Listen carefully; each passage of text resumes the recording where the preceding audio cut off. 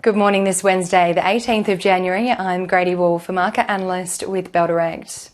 Well, Wall Street closed mixed on Tuesday, which was the first trading session of the week in the US, as investors digested contrasting earnings results out of investment banks, Goldman Sachs and Morgan Stanley, as well as GDP data out of China, indicating a rise of just 3% in 2022, which fell short of Beijing's target of 5.5% growth. The Dow Jones closed 1.14% lower, the S&P 500 fell 0.2%, but the tech-heavy Nasdaq closed the day up 0.14%. Goldman Sachs fell 6% on Tuesday after releasing fourth quarter and full year results that fell short of analysts' expectations, including earnings per share of $3.32 per share compared to the expected $5.48 per share. Revenue came in at $10.59 billion, which fell short of the $10.83 billion estimate, and profits fell by 2/3 in the final 3 months of last year.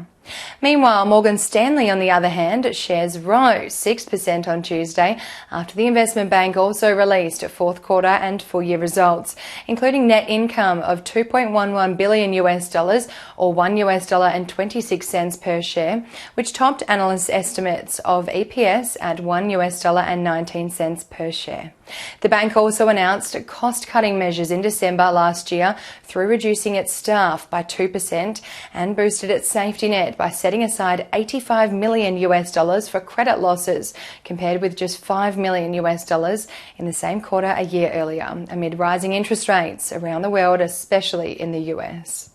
Over in Europe, markets were relatively unchanged on Tuesday as investor concerns are now focused on the World Economic Forum in Davos this week. The Stoxx 600 closed 0.3% higher. Germany's DAX rose 0.35%. The French CAC added 0.48%, and in the UK, the FTSE 100 fell 0.12%. On the commodities front, crude oil is up 1.27% at $79.71 a barrel. Gold is down 0.63% at $1,905 an ounce, and iron ore is down 4.33% at $121.5 a tonne.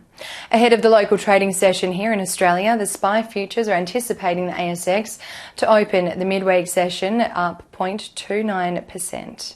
Important economic data out today includes the highly anticipated Bank of Japan interest rate decision, with the market expecting the maintenance of the economy's minus 0.1% interest rate.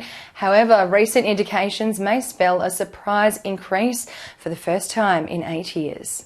The Australian dollar is buying 70 US cents, 89.51 Japanese yen, 57.14 British pence, and 1 New Zealand dollar and 9 cents. And now let's dive into some trading ideas for your consideration today. Bell Potter has upgraded its price target on DroneShield to 34 cents per share, following the aerial tech company announcing another new contract to kick off the new year. The $11 million contract is a purchase order for several different types of the company's counter-drone CUAS equipment. This is the second $10 million plus contract announced by the company in less than 3 weeks after the initial record contract of the same size in December 22, which establishes a solid revenue foundation for CY23. And Trading Central has identified a bullish signal on Goodman Group following the formation of a pattern over a period of 172 days, which is roughly the same amount of time the share price may rise from the close of $19.05 per share to the range of $23.75 to $24.75, according to standard principles of technical analysis. And that's all we have time for today. Happy investing.